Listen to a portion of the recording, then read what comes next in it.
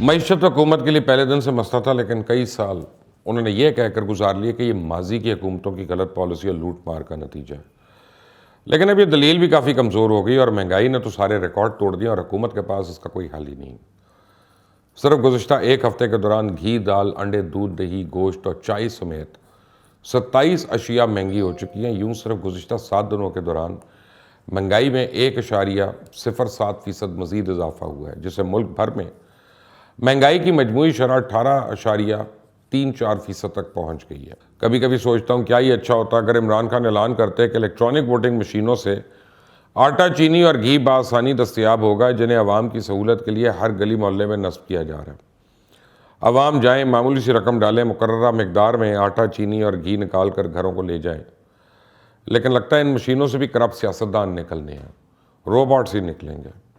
اب پھر حکومتی وزیر جیسے فاروق حبیب جتنے مرضی دعوے کر لیں، ٹویٹس کر دیں کہ ایکسپورٹس بڑھ گئیں، کہ پتہ نہیں کہ پی ٹی آئی نے کون سا مارکا مار لیا، پر سچ تو یہ ہے کہ معاشی اشاریے مسلسل منفی جا رہے ہیں اور اب ڈالر 177 روپے تک پہنچ گیا۔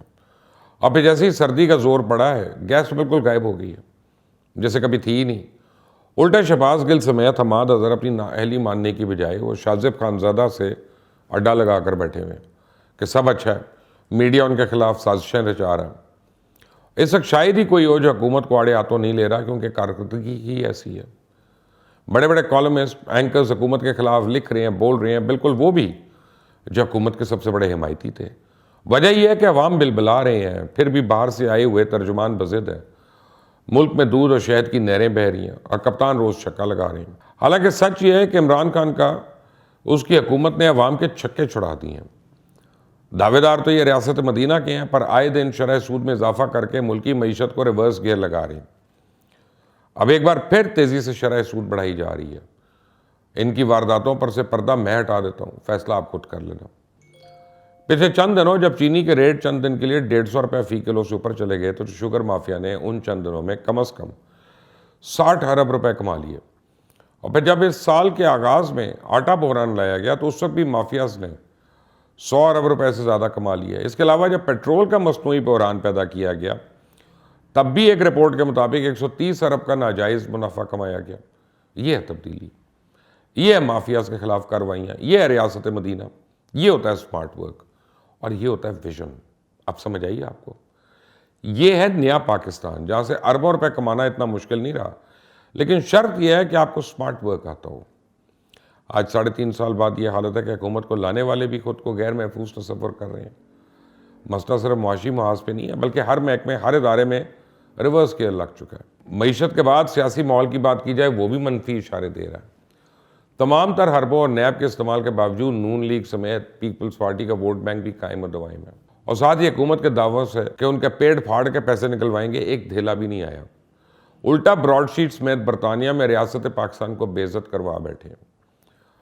پھر عالمی، علاقائی اور داخلی حالات کے باعث اب اپوزیشن سیاسی جماعتوں سے بات کرنے پہ مجبور ہے، مگر ابھی تک اس کا کوئی نتیجہ نہیں نکل رہا۔ دراصل سیاست 2 اور 4 کا نہیں ہے کھیل، بلکہ سیاست بہت وسیع اور پیچیدہ کھیل ہے۔ کرپشن کے علاوہ مسلم لیگ نون اور پیپلز پارٹی کے خلاف بھی بڑی دلیل جاتی ہے کہ بڑی بڑی جماعتوں میں موروثیت حاوی ہے۔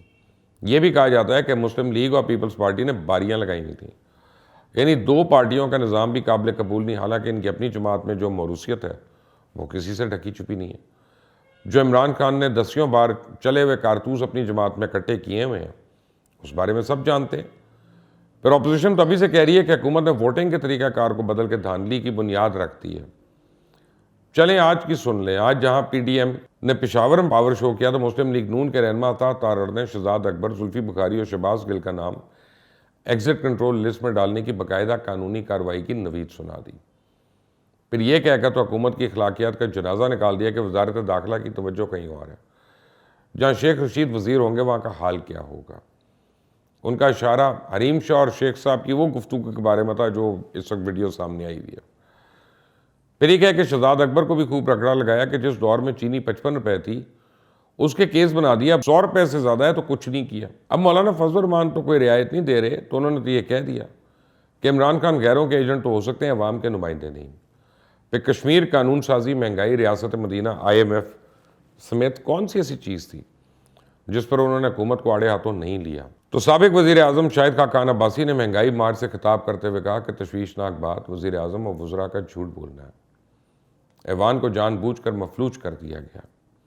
دوسری جانب انتخابی عمل میں ترمیم کے باوجود یہ وثوق سے کہنا مشکل ہے کہ ای وی ایم کو انتخابی عمل کا حصہ بنانے کا حکومتی مقصد بآسانی پورا ہو جائے گا، کیونکہ ایک طرف اگر اپوزیشن کو تحفظات ہیں تو الیکشن کمیشن بھی پوری طرح مطمئن نہیں، بار ایسوسی ایشن سے بھی اس حوالے سے مخالفت و بے اطمینانی ہے. مسئلہ امپلیمنٹیشن کا ہے. اس وقت ای وی ایم اور بیرون ملک پاکستانیوں کا ووٹ کا حق دینے کے معاملے پہ الیکشن کمیشن واضح طور پہ تذبذب کا شکار ہے. مجھے نہیں لگتا یہ ہو پائے گا، کیونکہ سیکرٹری الیکشن کمیشن کا تو کہنا ہے ان کا ادارہ عام انتخابات تک الیکٹرانک ووٹنگ مشینوں کے ذریعے کرانے کا پابند ہی نہیں ہے. اس پہ الیکشن کمیشن حکام کے مطابق ووٹنگ مشین متعارف کرانے سے پہلے 14 تجرباتی مراحل سے گزرنا ہوگا. 3 یا 4 پائلٹ پروجیکٹ مکمل کرنے ہوں گے. پھر انہوں نے سوال اٹھایا کہ جہاں انٹرنیٹ کی سہولیات دستیاب نہیں ہوں گی وہاں ووٹنگ مشین کیسے کام کرے گی. حکومت کی طرف سے کہا جا رہا ہے کہ ووٹنگ مشین کو انٹرنیٹ کی ضرورت نہیں ہے. تاہم یہ واضح ہونا ضروری ہے کہ ووٹنگ کا عمل مکمل ہونے کے بعد الیکشن کمیشن کا عملہ الیکٹرانک مشین میں موجودہ نتائج کس طرح پریزائڈنگ آفیسر یا الیکشن کمیشن کو ارسال کرے گا. پھر ماہرین نے دعویٰ کیا ہے کہ موجودہ قومی اور صوبائی اسمبلیوں کے بیک وقت انتخاب کے لیے 3 لاکھ الیکٹرانک ووٹنگ مشینیں درکار ہوں گی. اسی الیکشن کمیشن نے دنیا بھر سے مختلف کمپنیز کو مدعو کیا تھا، پر کوئی پیش رفت نہیں ہوئی تھی. ایسی اطلاعات بھی ہیں کہ الیکٹرانک ووٹنگ مشینوں کی خریداری کے لیے اربوں روپے درکار ہوں گے. اب پارلیمنٹ سے قانون سازی ہونے کے بعد اصولی طور پہ الیکشن کمیشن اس طریقہ کار کو مسترد تو نہیں کر سکتا، پر تیاری نہ ہونے کی وجہ سے تاخیر ضرور ہو سکتی ہے، اس کا بہانہ بھی ہو سکتا ہے. یوں اب یہ خدشات پیدا ہو گئے کہ اگر الیکشن کمیشن نے اس مشین کا استعمال نہ کیا تو پھر پی ٹی آئی تو الیکشن کو مانے گی نہیں، ہار گئی تو دھاندلی کا شور مچائے گی. پر اگر اس مشین کے ذریعے الیکشن کروایا جاتا ہے تو جہاں بلاول بھٹو صاحب نے اپنے خطاب میں آئندہ انتخابات کے نتائج تسلیم نہ کرنے کا عندیہ دے دیا تو شہباز شریف بھی ای وی ایم کو شیطانی مشن قرار دیتے ہیں. ان حالات میں پہلی بار انتخابات سے پہلے دھاندلی پر احتجاج کا سلسلہ شروع ہو سکتا ہے. ملک میں بہرحال اس وقت اضطراب اور ہلچل کی جو کیفیت اس کی بنیادی سبب یہی ہے کہ اسٹیک ہولڈر مسلسل کوشش کر رہے ہیں کہ کسی تبدیلی کی صورت میں انہیں مکمل تحفظ اور زیادہ سے زیادہ فائدہ حاصل ہو اور حالیہ سالوں میں ان کے کیے کرائے پر مٹی ڈال دی جائے. دیکھا جائے تو اس وقت اپوزیشن، آزاد میڈیا، ججز، وکلا تنظیمیں اور سول سوسائٹی نے مل کر ایسا ماحول بنایا ہے جس میں حکومت کی ہر حرکت اس کے لیے وبال جان بن رہی ہے. یاد رکھیں قدرت کا قانون حرکت میں آنے کے لیے کسی اجلاس اور مشورے کا پابند نہیں ہوا کرتا. آج ہر شعبہ، ہر ادارہ بے توقیر ہے. یہ موجودہ حکمرانوں کا تحفہ ہے کہ ہر شعبہ زندگی کے لوگ باہمی طور پہ گتھم گتھ ہیں. Imran Khan Singapore, Turkey, China, ریاست مدینہ، سعودیہ، اردگل، بابر، صلاح الدین ایوبی، نہ جانے کتنی کہانیاں اور فلمیں اس عوام کو دکھا چکے ہیں.